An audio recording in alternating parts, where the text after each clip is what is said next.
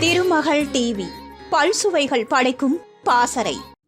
சினிமாவை பொறுத்தவரை சில கூட்டணிகள் செட்டாகி பல வருடங்கள் தொடரும். ஒரு நடிகர், இயக்குனர், இசையமைப்பாளர் என ஒரு கூட்டணி, ஒரு நடிகர், இசையமைப்பாளர், பாடலாசிரியர் என ஒரு கூட்டணி என சினிமாவில் பல உதாரணங்கள் உண்டு.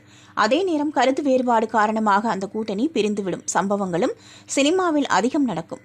எம்ஜிஆருக்கு பல பாடல்களை பாடிய சவுந்தரராஜனை ஒரு கட்டத்தில் ஒதுக்க துவங்கி எஸ்பிபி மற்றும் ஏசுதாஸ் என புதிய பாடகர்களை தனக்கு பாட வைத்தார் எம்ஜிஆர். அதேபோல வெற்றிகரமாக இருந்த பாரதி ராஜா, இளையராஜா, வைரமுத்து கூட்டணி கூட ஒரு கட்டத்தில் பிரிந்து போனது. எம்ஜிஆருக்கு ஆயிரக்கணக்கான பாடல்களை எழுதியவர் கவிஞர் கண்ணதாசன்.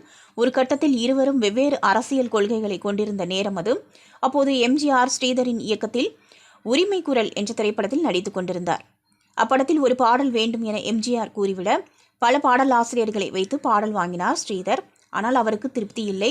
எனவே எம்ஜிஆருக்கு தெரியாமல் கண்ணதாசனை வைத்து அந்த பாடலை எழுதி வாங்கிவிட்டார். அந்த வரிகளை படித்து பார்த்த எம்ஜிஆர், இது கண்ணதாசனின் ஸ்டைல் ஆயிற்றே என கேட்க ஸ்ரீதரும் நடந்ததை சொல்லிவிட்டாராம். அதற்கு, எனக்கும் கண்ணதாசனுக்கும் அரசியல் ரீதியாக கருத்து வேறுபாடு இருக்கலாம், ஆனால் அவரின் திறமையை நான் எப்போதும்